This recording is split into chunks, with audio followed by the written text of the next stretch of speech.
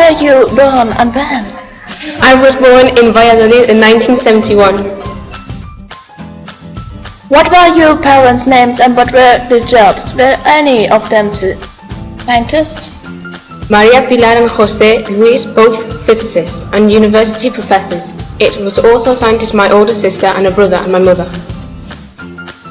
Where did you study your primary and secondary years? I grew up in Santander and studied EGB at the Verdemar School and BUP at the Santa Clara Institute in Santander. When did you choose between 8 letter size and mixture? Why? The election was made in 3rd of BUP, equivalent of first bachelor degree, and now. Why did you decide to be an engineer? Were there a lot of girls in that industry? I really decided to do robotics, and this was part of an engineering. We were few, especially in the specialty, 10% of girls in class. What kind of engineering did you study? At which university did you study? I studied industrial engineering at the Polytechnic University of Madrid. Did you live at home or in the university dorms? I lived in the college. Did you work while you were studying? No, I was lucky that my parents could take over. What scores did you get at the end of the studies? I have taken all kinds of notes, especially notable and outstanding, although I failed and I had to recover some subjects. When did you start working with relation to engineering? At the final of the project. When did you start to lead CSIC? In 2007, it was when I took possession of the titled scientific position, CSIC, in the main public research organisation of our country, where all scientific areas are covered. The Superior Council on Scientific Investigation of the main public research organisation of our country, with more than 160 research centres that cover all scientist areas. I work in one of them, the Automation and Robotics Centre, and I am the main researcher of a group that works in exoskeletons and assistance to the map. I started to lead this research when I took possession of my position as Senior Scientist of CSIC in 2007.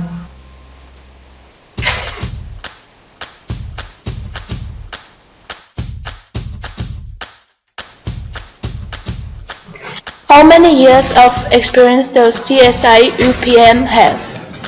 The Centre of Automation and Robotics is a joint centre between the CSIC and the UPM.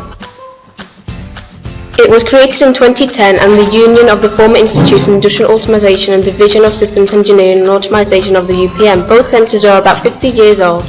CAR is a mixed centre between the CSI and the UPM. It was created in 2010. Both centres are about 50 years old.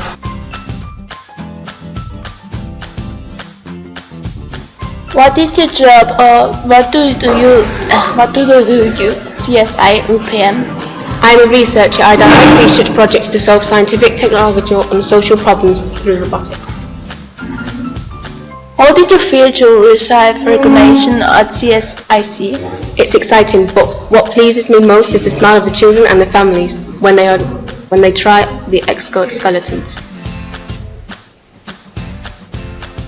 Why did you decide to create the bionic exoskeleton?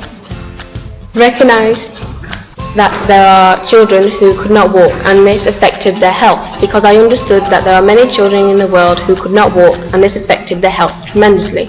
And I was researching walking robots so I could give them that help. How long did you take to create it? The first project lasted 3 years and we tested it on a quadriplegic girl. The exoskeleton of muscular atrophy was developed 2 years later.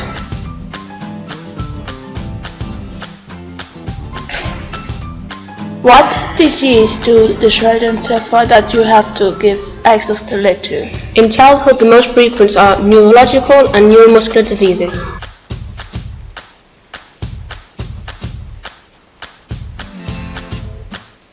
How did the first time of using exoskeleton go? Do you remember who was the first to use it? The first girl to try it was Daniela with tetraplegia. I was 9 years old. It was very exciting.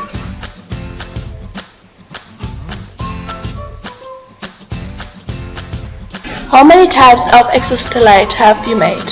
The first one for spinal cord injury, the second one for spinal muscular atrophy, and now they are working on 3 more models infantile for cerebral palsy and muscular dystrophy of Duchenne, and for adults, multiple sclerosis and ictus rehabilitation.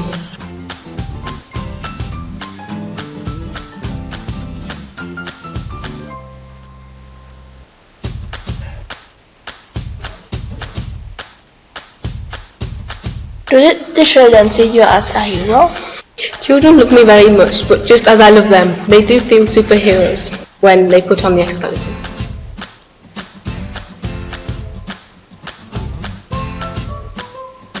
What happens when they reach the age of maturity? Our pediatric exoskeleton is worth up to 14 years because it is extendable up to that size. From that age, they have to use an adult one. Why have you created Massive Bionics? What is it exactly? It is a company that serves to market exoskeletons. To prototype created by CAR are not marketable. Marty Bionics is to individualize, certify and produce exoskeletons. How many investigations have you done? Which one was the special for you? I have participated in some 50 research projects, and one of them I have directed. The most special of these has been the pediatric exoskeleton. What difficulties have you had?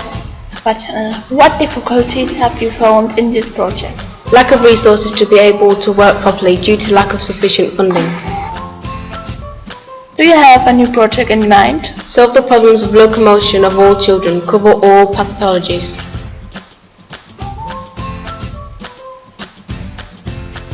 What made you write the book Robots?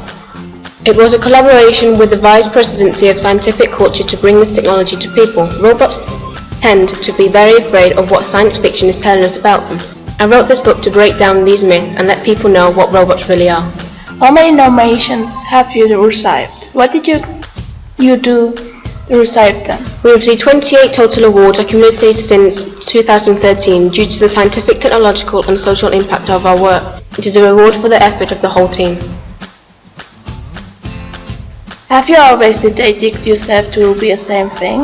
If not, what other jobs have you had? Have you had? If weren't an engineer, what job would you do? I always devoted myself to research, but when I found Marty Bionics, I also dedicated part of it to developing a business for SEP. But still, I'm still a researcher. Do you have a lot of free time? What do you spend your free time doing? I do not have much free time, but I try to combine my work with my personal life, my family and my hobbies, music and painting.